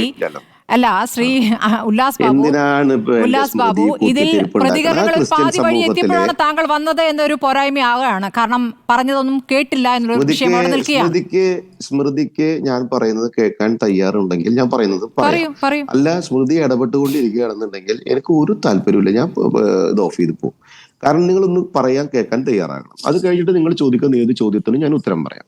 ക്രിസ്ത്യൻ സമൂഹവും BJPയും തമ്മിൽ തർക്കമുണ്ടാക്കാൻ നിങ്ങളൊരു ശ്രമം നടത്തേണ്ട കാര്യമില്ല. ക്രിസ്ത്യൻ സമൂഹം അടുത്ത ആഴ്ച ഈസ്റ്റർ ആഘോഷിക്കാൻ പോകുന്നു. ഇന്ന് ഓശാന പെരുന്നാളിൽ ഞാനടക്കം കേന്ദ്രമന്ത്രിയുടെ കൂടെ തൃശ്ശൂരിൽ പങ്കെടുത്തതാണ്. ഞങ്ങളെ സംബന്ധിച്ചിടത്തോളം ഒരു സംശയവും വേണ്ട. ഞങ്ങൾക്ക് ക്രിസ്ത്യൻ സമൂഹമായിക്കോട്ടെ, മുസ്ലിം സമൂഹമായിക്കോട്ടെ, ഹിന്ദു സമൂഹമായിക്കോട്ടെ, ഭരണകർത്താക്കൾ കൃത്യമായി തന്നെയാണ്. BJPയുടെ കേന്ദ്ര സംവിധാനവും BJPയും ഒക്കെ അവർ നല്ല രീതിയിൽ തന്നെ കാണുന്നു. ഞങ്ങളോടും തിരിച്ച് ഒരു തരത്തിലുള്ള പ്രയാസങ്ങളില്ലാതെ തന്നെയാണ് ക്രിസ്ത്യൻ സമൂഹം കാണുന്നത്. പിന്നെ ഡൽഹിയിലെ സംഭവവുമായി ബന്ധപ്പെട്ട് ഏപ്രിൽ 11 മുതൽ ഞങ്ങളുടെ BJPയുടെ കാര്യം വളരെ കൃത്യമായി തന്നെ പറയുന്നു. ബഹുമാനരായിട്ടുള്ള അച്ഛന്മാരും അതുപോലെ തന്നെ എൻ്റെ വളരെ പ്രിയപ്പെട്ട ജോർജ് സാർ കൂടെയുണ്ട്. നിങ്ങൾ പിന്നെ സ്മൃതിയുമുണ്ട്. നിങ്ങൾ 4ാം തൂണെന്നല്ല ഈ മാധ്യമ പ്രവർത്തനത്തിന് പറയാം, അല്ലെ? സ്മൃതി 4ാം തൂണല്ലേ? നിങ്ങൾ ഈ തൂണും പിടിച്ചിട്ട് ബാക്കി 3 തൂണും അടിച്ചു കളഞ്ഞിട്ട് നിങ്ങളുടെ തൂണ് മാത്രം നിന്നാൽ മതി എന്ന് പറയുന്നത് ശരിയല്ല. നിങ്ങളൊരു കാര്യം മനസ്സിലാക്കേണ്ടത്, ഡൽഹിയിൽ 11ാം തീയതി മുതൽ കർശനമായിട്ടുള്ള സെക്യൂരിറ്റി ഇഷ്യൂവുമായി ബന്ധപ്പെട്ട് കാര്യങ്ങൾ നടക്കുന്നുണ്ട്. റിപ്പോർട്ടർ ചാനലിനോട് ഇന്റലിജൻസ് റിപ്പോർട്ടോ മറ്റുള്ള കാര്യങ്ങളോ പറയാൻ പറ്റില്ല, എനിക്കും അറിയില്ല കേട്ടോ. അപ്പൊ അങ്ങനെ ഒരു സെക്യൂരിറ്റി വിഷയം നിൽക്കുന്നതിന്റെ അടിസ്ഥാനത്തിൽ പാർലമെന്റും കൊണാട്ട് പ്ലേസും ഇടയിൽ നിൽക്കുന്ന, വളരെ തൊട്ടടുത്ത് നിൽക്കുന്ന, രാഷ്ട്രപതി ഭവന്റെ അടുത്ത് നിൽക്കുന്ന പള്ളിയിലെ ഒരു ആചാരം അനുഷ്ഠാനങ്ങൾ നടക്കുന്ന കാര്യത്തിൽ, പുറമെ നടക്കുന്ന കാര്യത്തിൽ കൂടുതൽ പ്രയാസങ്ങൾ ഉണ്ടാകാതിരിക്കാൻ വേണ്ടിയായിരിക്കാം അധികാരി വർഗം അത് നിശ്ചയിച്ചത്. അത് ഡൽഹിയിൽ മൊത്തമല്ലല്ലോ, ഡൽഹിയിൽ മറ്റെല്ലാ പള്ളികളും കാര്യം നടക്കേണ്ടത്, ഇന്ത്യയിൽ എല്ലാ പള്ളികളിലും കാര്യങ്ങൾ നടക്കുന്നുണ്ട്. അവിടെ നടക്കേണ്ടതുമാണ്. ആചാരങ്ങളും അനുഷ്ഠാനങ്ങളും പരിപൂർണമായി തന്നെ ഒന്നും കൂടി ഭംഗിയായി നടക്കണം എന്ന് വിശ്വസിക്കുന്ന ഒരാളാണ്. പക്ഷെ അവിടെ അത് ഇപ്പൊ ഹനുമാൻ ജയന്തിയുമായി ബന്ധപ്പെട്ട ഒരു യാത്രയുണ്ട്, അതിലും നിഷേധിച്ചിട്ടുണ്ട്. അവിടെ പ്രതിഷേധിക്കില്ല. അവിടുത്തെ തന്നെ അച്ഛൻ പറഞ്ഞിട്ടുണ്ടല്ലോ, ഞങ്ങൾക്കതിൽ വിഷമമുണ്ട്, സ്വാഭാവികമാണ്. ആ വിഷമം പരിപൂർണമായിട്ട് ഞങ്ങൾക്കും ഉണ്ട്. പക്ഷെ ആ വിഷമം ഞങ്ങൾക്ക് പ്രതിഷേധമില്ല എന്ന് അച്ഛൻ ആ കാര്യം വളരെ വളരെ കൃത്യമായി പറഞ്ഞിട്ടുണ്ട്. അവിടെ നിങ്ങൾ ഈ വിഷയം എടുത്തിട്ട് അവിടെ BJPയിലേക്ക് ഇതിനെ കൊണ്ടുപോയിട്ട് സഭയും BJPയും തമ്മിൽ, അല്ലെങ്കിൽ BJP ക്രിസ്ത്യൻ സമൂഹവുമായിട്ട് ക്രിസ്ത്യൻ സമൂഹത്തിന്റെ ആചാരാനുഷ്ഠാനങ്ങൾക്ക് എതിരായി നിൽക്കുന്നു എന്നൊരു നറേറ്റീവ് ക്രിയേറ്റ് ചെയ്തിട്ട് എന്താണ് റിപ്പോർട്ടർ ചാനലിന് കിട്ടാനുള്ളത്? നിങ്ങൾ എന്ത് അടിസ്ഥാനത്തിലാണ് ഈ മാധ്യമ രാഷ്ട്രീയം നടത്തുന്നത്? എനിക്ക് മനസ്സിലാവുന്നില്ല. മാധ്യമങ്ങൾ എന്ന് പറയപ്പെടുന്നത് സ്വാഭാവികമായിട്ട് നിങ്ങൾ വിതയ്ക്കുന്ന ഈ വിത്തുണ്ടല്ലോ, നിങ്ങൾ എറിയുന്ന വിത്തുണ്ടല്ലോ, അത് എന്തെല്ലാം തരത്തിലുള്ള ഇതിന്റെ രാഷ്ട്രീയം അറിയാത്ത സാധാരണക്കാരായിട്ടുള്ള വിശ്വാസികളുണ്ട്. നിങ്ങൾ മനസ്സിലാക്കണം, അവിടെ ഉണ്ടാക്കാൻ പോകുന്ന പ്രയാസങ്ങൾ ചെറുതാണോ? കഴിഞ്ഞെങ്കിൽ എന്റെ ചോദ്യത്തിലേക്ക് ഞാൻ വരാം. താങ്കൾ ഈ പറയുന്ന സുരക്ഷാ കാരണങ്ങൾ, അത് അറിയാൻ പറ്റാത്ത എന്തൊക്കെയോ കാരണങ്ങൾ എന്ന് പറയുന്നത്, തഹാവൂർ റാണിയെ കൊണ്ടുവന്ന ശേഷം അവിടെ കർശന സുരക്ഷയുണ്ട്. ശരി, തഹാവൂർ റാണിയെ അവിടെ ചോദ്യം ചെയ്യുകയാണ്. അത് കൃത്യമായും സുരക്ഷാ സംവിധാനത്തോടു കൂടി തന്നെ ചോദ്യം ചെയ്യുന്നു. അപ്പോൾ രാജ്യത്ത് വിശ്വാസികൾക്ക് വിശ്വാസപരമായ ഒരു കാര്യങ്ങൾ നടത്താൻ പറ്റാത്ത രീതിയിലാണോ കുരിശിന്റെ വഴി എന്നൊക്കെ പറയുന്ന വളരെ നിശബ്ദമായി ആ കുരുത്തോലയുമായി ഒരു സംഘം ഭക്തർ നടന്നു വെങ്ങുന്ന പരിപാടിയാണ്? അല്ലാതെ ബഹളം വെച്ച് ആക്രോശിച്ച് ഞങ്ങൾ മാത്രം മതി, നിങ്ങൾ വേണ്ട എന്ന് പറയുന്ന രീതിയിലുള്ള ആക്രോശമൊന്നുമല്ല. അത് എല്ലാ വർഷവും നടക്കാറുള്ളതാണ്. അതിൻ്റെ അനുമതി നേരത്തെ തന്നെ സഭാ വക്താവ് തന്നെ ഇപ്പോൾ പ്രതികരിച്ചതാണ്, ഫാദർ ആന്റണി തന്നെ വിശദീകരിച്ചതാണ്. 2 മാസം മുൻപ് തന്നെ ഇതിന് അനുമതി ആവശ്യപ്പെട്ടതാണ് എന്ന്. അങ്ങനെയെങ്കിൽ ആ അനുമതി ആവശ്യപ്പെടുന്നത്, നിഷേധിക്കുന്നത് ആ പരിപാടി നടക്കുന്ന ആ സമയത്തല്ല, നിങ്ങൾക്ക് ഇറങ്ങാൻ പറ്റില്ല, നിങ്ങൾ പള്ളിയുടെ ചുറ്റുവട്ടത്ത് നടന്നാൽ മതി എന്ന് പറയുന്നത് മര്യാദയല്ല. അത് വിശദീകരിച്ചു കഴിഞ്ഞാൽ ഈ പ്രശ്നമില്ല. ഇതിൽ രാഷ്ട്രീയമുണ്ടോ ഇല്ലയോ എന്നുള്ളത് അവരുടെ അനുഭവമാണ്. താങ്കൾ എത്ര പറഞ്ഞാലും ഇന്ന് ഈ പറയുന്ന സാത്താന്മാരുമായി കൂട്ടുകൂടരുതെന്നും കലാപം സൃഷ്ടിക്കാൻ ശ്രമിക്കുന്നവരെ തിരിച്ചറിയണമെന്നും ഈ തരത്തിൽ ഭിന്നിപ്പുണ്ടാക്കാൻ ശ്രമിക്കുന്നവരെ തിരിച്ചറിയണം എന്നും പറയുന്നത് അവരുടെ രാഷ്ട്രീയം പറച്ചിലല്ല, അവരുടെ അനുഭവമാണ്. ആ അനുഭവം ആരിൽ നിന്നാണ് എന്നുള്ളത് കേരളം കാണുന്നുണ്ട്. കേരളം മാത്രമല്ല, രാജ്യവും കാണുകയാണ്. കാരണം ക്രിസ്ത്യാനികൾക്ക് നേരെ നടക്കുന്ന ആക്രമണങ്ങളുടെ കണക്ക്, ആ കണക്ക് അവർ തന്നെ എടുത്ത കണക്കാണ്. ഇവിടെ ഈ പറഞ്ഞ 4-ാം തൂണെന്ന് പരിഹസിക്കുന്ന ഒരു വിഭാഗം എടുത്തുകൊണ്ട് കൊടുത്ത കണക്കല്ല, അവർ തന്നെ എടുത്ത കണക്കാണ്. ആ കണക്ക് അവരുടെ മുന്നിലുണ്ട്. അതുകൊണ്ട് അവർക്ക് തിരിച്ചറിയൽ ഉണ്ടായിട്ടുണ്ട്. ഓർഗനൈസറിൽ വന്ന സഭാ സ്വത്തുക്കളുടെ കണക്കെടുപ്പിന്റെ തിരിച്ചറിവുണ്ടായിട്ടുണ്ട്. ജബൽപൂരിൽ ആക്രമണത്തെക്കുറിച്ച് ചോദിക്കുമ്പോൾ നിങ്ങൾ ആരാണ് എന്ന് പരിഹസിക്കുന്ന ഇവിടുത്തെ സഹമന്ത്രി ഇന്ന് കുരുത്തോല പിടിച്ചു നിന്നിട്ട് കാര്യമില്ല. ജബൽപൂരിൽ കൂടി മറുപടി പറയേണ്ടതുണ്ട്. തിരിച്ചെത്താം ഇടവേളയ്ക്ക് ശേഷം. താങ്കളേക്ക് എന്നെ വരാം. ഇടവേളയ്ക്ക് വൈകിയാണ് ശ്രീ ഉല്ലാസ് ബാബു എത്തിയത്. അതുകൊണ്ട് ഉല്ലാസ് ബാബുവിന് കുറച്ചുകൂടി സമയം നൽകേണ്ടതുണ്ട്. ശ്രീ ഉല്ലാസ് ബാബു, താങ്കൾക്ക് പറയാം, രാഷ്ട്രീയമില്ല എന്ന് പറയുന്നു. സഭയ്ക്ക് രാഷ്ട്രീയമല്ല, പക്ഷേ സഭയുടെ അനുഭവത്തിന്റെ വെളിച്ചത്തിൽ നടത്തിയ പ്രതികരണങ്ങളാണ്. സ്വാഭാവികമായിട്ട് സഭയ്ക്ക് സഭയുടെ അഭിപ്രായം പറയാനും സഭയുടെ കാര്യങ്ങൾ പറയാനും സഭയുടെ ഭാവി കാഴ്ചപ്പാടുകളൊക്കെ പറയാനുള്ള അവകാശം സഭയ്ക്കുണ്ട്. സഭ അത് പറഞ്ഞോട്ടെ. അതിലൊരു വിരോധവും ഞങ്ങളെ സംബന്ധിച്ചിടത്തോളം രാഷ്ട്രീയ പാർട്ടി എന്നതിന് ഞങ്ങൾക്കില്ല. പിന്നെ നിങ്ങളൊരു കാര്യം മനസ്സിലാക്കേണ്ടത്, ഡൽഹിക്കകത്ത് അവിടെ ഒരാളെ ചോദ്യം ചെയ്യുന്നു, അത് ചുറ്റുമായിട്ട് ആൾക്കാർ നിന്ന് ചോദ്യം ചെയ്താൽ പോരെ, പിന്നെ എന്തിനാണ് പ്രശ്നം എന്നൊക്കെ സ്മൃതി ചോദിച്ചാൽ എനിക്ക് അങ്ങനെയൊന്നും ഉത്തരവാദിത്വ ബോധമില്ലാതെ പറയാൻ പറ്റില്ല.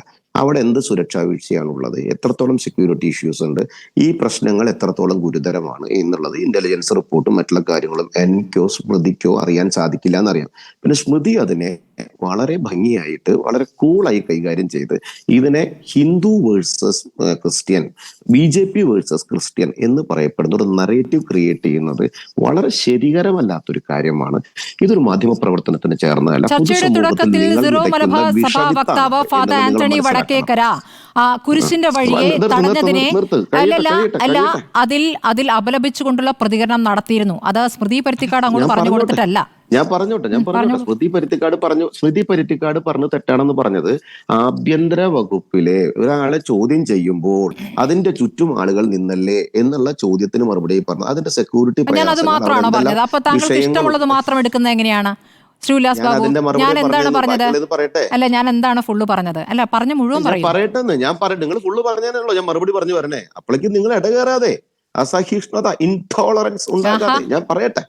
അപ്പോ സ്വാഭാവികമായിട്ട് പിന്നെ നിങ്ങൾ ഒരു കാര്യം പറഞ്ഞു, ക്രിസ്ത്യൻ സമൂഹത്തിന് നേരെ നടക്കുന്ന പ്രശ്നങ്ങൾ ക്രിസ്ത്യൻ സമൂഹത്തിന് നേരെയല്ല, ഈ നാടിനകത്ത് നടക്കുന്ന എല്ലാ പ്രശ്നങ്ങളും പ്രയാസങ്ങളും അധികാരിക വർഗത്തിലിരിക്കുന്ന ആളുകൾ കൃത്യമായി തന്നെയാണ് കൈകാര്യം ചെയ്യേണ്ടതും അത് പരിപൂർണമായി തന്നെ കൈകാര്യം ചെയ്യുകയും ചെയ്യും. അതിലൊരു സംശയവും വേണ്ട. സുരേഷ് ഗോപി കുരുത്തോല എടുത്തിട്ട് നടന്നിട്ട് കാര്യമില്ല എന്ന് നിങ്ങൾ പറഞ്ഞു. എന്റെ പൊന്നു സ്മൃതി, സുരേഷ് ഗോപി പള്ളിയിൽ പോകണോ, വിശ്വാസവുമായി ബന്ധപ്പെട്ട അദ്ദേഹത്തിന്റെ വിശ്വാസം, അദ്ദേഹത്തിന് പള്ളിയിൽ പോയി പ്രാർത്ഥിക്കണോ, അമ്പലത്തിൽ പോയി പ്രാർത്ഥിക്കണോ, മോസ്കിൽ പോയി പ്രാർത്ഥിക്കണോ എന്നുള്ളതൊക്കെ അദ്ദേഹം തീരുമാനിച്ചോട്ടെ. അദ്ദേഹം പുത്തൻപള്ളിയിൽ പോയിട്ടുണ്ടെങ്കിലും ലൂർദ് പള്ളിയിൽ പോയിട്ടുണ്ടെങ്കിലും പാവർട്ടി പള്ളിയിൽ പോകുന്നുണ്ടെങ്കിലും വല്യാലയ്ക്കൽ പള്ളിയിൽ പോകുന്നുണ്ടെങ്കിലും അവിടുത്തെ ആളുകളുമായി സംസാരിച്ച് അത് കൃത്യമായി അനുവാദം എടുത്തിട്ട് തന്നെയാണ് അദ്ദേഹത്തിന്റെ വിശ്വാസത്തിന്റെ അടിസ്ഥാനത്തിൽ അദ്ദേഹം പോകുന്നു, പ്രാർത്ഥിക്കുന്നു, തോന്നുന്നു. എന്താണ് നിങ്ങൾക്ക് അതിൽ വിരോധമുള്ളത്? നിങ്ങൾ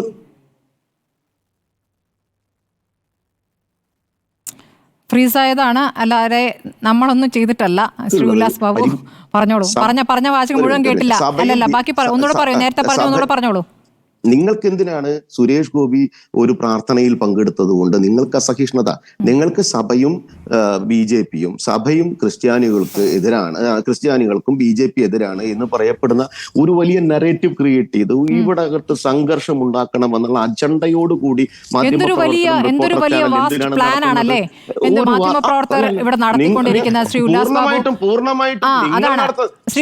ചെറിയ പ്ലാൻ എന്നല്ല. സുരേഷ് ഗോപി പള്ളിയിൽ പോയാലെന്ത്, മോസ്കിൽ പോയാലെന്ത്, അമ്പലത്തിൽ പോയാലെന്ത്, അദ്ദേഹത്തിന്റെ വ്യക്തിപരമായ കാര്യം, ഇതിലാർക്കും ഒരു പ്രശ്നവുമില്ല. ശ്രീ ഉല്ലാസ് ബാബു, നമ്മൾ സംസാരിക്കുന്നത് രാഷ്ട്രീയമാണ്.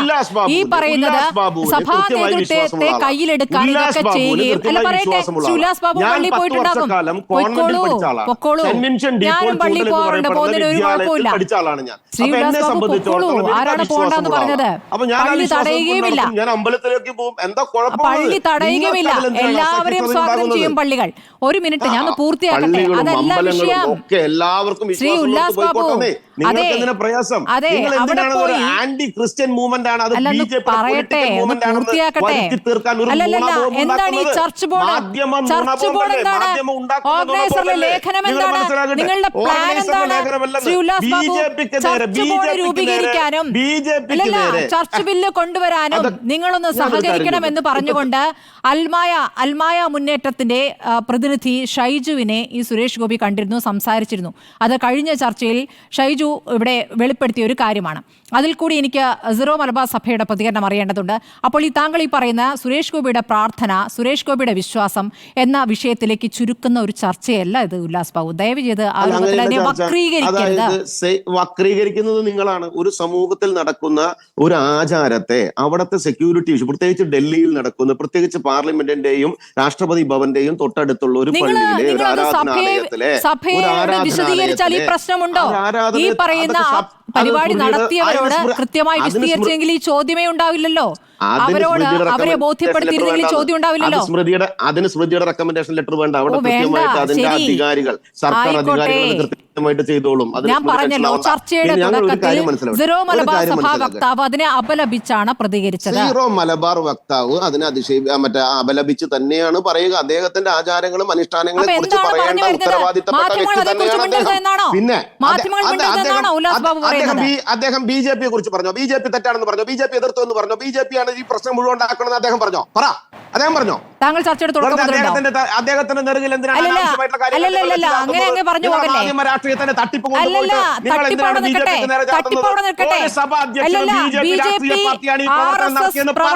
നേതൃത്വത്തിൽ നടക്കുന്ന ആക്രമണങ്ങളുടെ കണക്ക് ഇവിടെ ഇന്റർനാഷണൽ ക്രിസ്ത്യൻ കൺസേണിന്റെ 2025 ഗ്ലോബൽ പെർസിക്യൂഷൻ ഇൻഡെക്സിൽ കണ്ടെത്തിയിട്ടുണ്ട്. ഇവിടെ കണക്കുണ്ടെന്നേ, ഇവിടെ ക്രിസ്ത്യൻ സംവിധാനങ്ങൾ നടത്തിയ കണക്കെടുപ്പുണ്ട്. അതിൽ BJP RSS നേതാക്കൾ അല്ലെങ്കിൽ നിങ്ങളുടെ പ്രവർത്തകർ പ്രതികൂട്ടിലാണ്. ഉല്ലാസ് ബാബു, ഒച്ച വെച്ചാൽ സത്യം സത്യമല്ലാതാകുന്നില്ല. ഉല്ലാസ് ബാബു, ഒച്ച വെച്ചാൽ ഇവിടെ ഉണ്ടായ യാഥാർത്ഥ്യം ഇല്ലാതാകുന്നില്ല. ഓർഗനൈസറിൽ ലേഖനം വന്നു എന്നുള്ളതും ലേഖനം പിൻവലിച്ചു എന്നുള്ളതും നമ്മുടെ യാഥാർത്ഥ്യമാണ്. ശ്രീ ഉല്ലാസ് ബാബു, പറഞ്ഞിട്ട് കാര്യമില്ല. ഞാനൊന്ന് ഫാദർ ആന്റണി വടക്കേക്കരയിലേക്ക് പോകുന്നു. ഫാദർ ആന്റണി വടക്കേക്കര, താങ്കളോട് മുൻപ് ചോദിക്കാൻ പറ്റാതിരുന്ന ഒരു കാര്യമാണ്. ഈ പറയുന്ന സുരേഷ് ഗോപി തന്നെ ബന്ധപ്പെട്ടിരുന്നു എന്ന ഷൈജു പറഞ്ഞിരിക്കുകയാണ്. ഷൈജു ആന്റണി പറഞ്ഞിരിക്കുകയാണ്. ഒരു മിനിറ്റ്, ഞാനൊന്ന് അദ്ദേഹത്തോട് ചോദിക്കട്ടെ.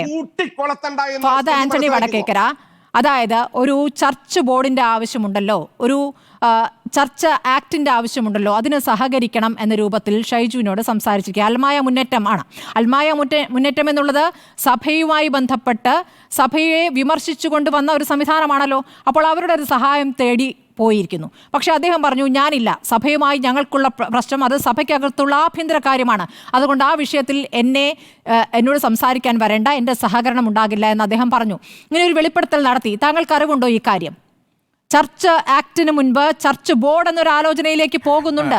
ഈ പറയുന്ന സഭയുമായി അടുത്ത ബന്ധം എന്ന് ഇപ്പോൾ ഉല്ലാസ് ബാബു പറയുന്ന അദ്ദേഹത്തിന്റെ പ്രാർത്ഥനയെക്കുറിച്ചും പള്ളിയിൽ പോക്കിനെ കുറിച്ചും ഒക്കെ പറഞ്ഞു. അതൊന്നും നമ്മുടെ വിഷയമേ അല്ല, പോയിക്കോട്ടെ. പക്ഷേ അതിന്റെ പിന്നിൽ പ്രവർത്തിച്ച താല്പര്യം, ഇതാണ് താല്പര്യം. ഇതാണ് താല്പര്യം. ചർച്ച് ബോർഡാണ് ആദ്യം, പിന്നെയാണ് ചർച്ച് ബില്ല്. പറയൂ ഫാദർ. എന്റെ സമയമാണ്, ഞാൻ സംസാരിച്ചോട്ടെ. ഫാദറിന്റെ സമയം. ഉല്ലാസ് ബാബു ഞാൻ സംസാരിച്ചോട്ടെ. ഇപ്പൊ ഒക്കെ സമയിക്കും, പറഞ്ഞോളൂ. It's okay. അയ്യേ, എന്തിനാണ് ഈ കൊഞ്ഞനം കുത്തണ? നമുക്ക് അനാവശ്യമായി സമയം നഷ്ടപ്പെടുത്താതിരിക്കാൻ സഹകരിക്കണം. ഉല്ലാസ് ബാബു ഈ സ്മൃതി മേഡം മോശം പറയുന്ന കാരണമാണ് ഫാദറെ. സോറി. ഒരു കാര്യത്തിന് വ്യക്തത വരുത്തിയിട്ട് ഞാൻ ചോദ്യത്തിലേക്ക് വരാം. ഞാൻ പാനലിസ്റ്റുകളെ, കൂടെ ഇരിക്കുന്ന പാനലിസ്റ്റുകൾ എല്ലാവരെയും അർഹിക്കുന്ന വിധത്തിൽ ആദരിക്കുകയും ബഹുമാനിക്കുകയും ചെയ്യുന്ന ആളാണെന്ന് സ്മൃതിക്കും റിപ്പോർട്ടർ ചാനലിലും പൊതുസമൂഹത്തിനും അറിയാം. കാരണം നമ്മൾ ഒത്തിരിയേറെ ചർച്ചകളിൽ ഒരുമിച്ച് പങ്കെടുത്തിട്ടുള്ളതാണ്. പക്ഷേ ശ്രമിച്ച് അല്പം മുമ്പ് നമ്മൾ സംസാരിക്കേണ്ടി വന്ന കാര്യത്തെക്കുറിച്ചാണ്. അത് പറഞ്ഞ് അവസാനിപ്പിച്ചോട്ടെ. കാരണം സഭാ വക്താവ് എന്ന നിലയിൽ ഇവിടെ ചാനൽ ചർച്ചയിൽ വന്നിരിക്കുമ്പോഴാണ് മറ്റൊരു പാനലിസ്റ്റ് സഭാ നേതൃത്വവുമായി കലഹിച്ച് മാറി നിൽക്കുന്ന ആളാണെന്ന് അറിയുന്നതും അങ്ങനെ ഒരാളാണ് കൂടി ഇരിക്കുന്നതെന്ന് അറിയുമ്പോൾ ഉണ്ടാകുന്ന ബുദ്ധിമുട്ട് ഞാൻ സൂചിപ്പിച്ചു എന്ന് മാത്രമേ ഉള്ളൂ. ആരൊക്കെയാണോ വിഘടനവാദവുമായി പോകുന്നത്, ആരൊക്കെയാണോ കലഹിച്ചുകൊണ്ട് മാറി നിൽക്കുന്നത്, ആരൊക്കെയാണോ ഇപ്രകാരം വർഗീയപരമായ ചേരിതിരിവുകൾ ഉണ്ടാക്കുന്നത്, ആരൊക്കെയാണോ വിഭാഗിതകൾക്ക് നേതൃത്വം കൊടുക്കുന്നത്, ആരൊക്കെയാണോ വെറുതെ കുറ്റം പറഞ്ഞുകൊണ്ട് മാത്രം ഇരിക്കുന്നത്, അപ്രകാരമുള്ളവരെ ഒക്കെ ചേർത്തുകൊണ്ടായിരിക്കണം സാത്താൻ എന്ന് പറഞ്ഞത് എന്ന് തന്നെയാണ് ഞാൻ കരുതുന്നത്. അതുകൊണ്ട് ആ കാര്യത്തിൽ ക്ലാരിറ്റി വരുത്തിയിട്ട് ചർച്ച് ബോർഡിലേക്ക് വരാം. ചർച്ച് ബോർഡെന്നും ചർച്ചാക്ട് എന്നൊക്കെ പറഞ്ഞ് ആരെയാണെന്നേ പേടിപ്പിക്കാൻ ശ്രമിക്കുന്നേ? അതൊക്കെ വെറുതെ, അതൊക്കെ ആ വെള്ളം ഒന്ന് വാങ്ങി വെച്ചാൽ മതി. മതന്യൂനപക്ഷങ്ങൾക്ക് ഇന്ത്യൻ ഭരണഘടന ഉറപ്പു നൽകുന്ന ചില അവകാശങ്ങളുണ്ട്. ആ അവകാശങ്ങൾക്കനുസരിച്ച് ഭരണഘടനാപരമായി നീതിയോടുകൂടെയാണ് ഇന്ത്യൻ ഭരണഘടനാനുസൃതമായി കത്തോലിക്ക സഭയും ക്രൈസ്തവ സഭകളും ഇന്ത്യയിൽ സ്വത്താണെങ്കിലും അതുപോലെ തന്നെ മറ്റ് സഭാ സംവിധാനങ്ങളാണെങ്കിലും ഇൻസ്റ്റിറ്റ്യൂഷൻസ് ആണെങ്കിലും നിർമ്മിച്ചിരിക്കുന്നതും വിദ്യാഭ്യാസ മേഖലയിലും ആതുര മേഖലയിലും ഒക്കെ സേവനം ചെയ്തുകൊണ്ടിരിക്കുന്നത്. അതുകൊണ്ട് ഇപ്രകാരം എന്തെങ്കിലുമൊക്കെ പറഞ്ഞ് ചർച്ചാക്കെന്ന് പറഞ്ഞ് ചർച്ച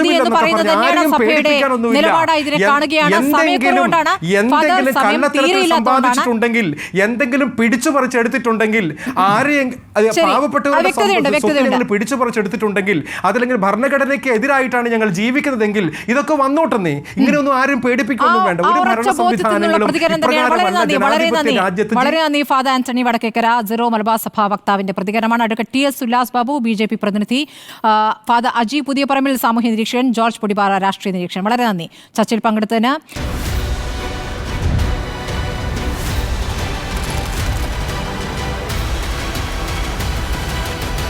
ഡിബേറ്റ് വിത്ത് സ്മൃതി പരുത്തിക്കാട്.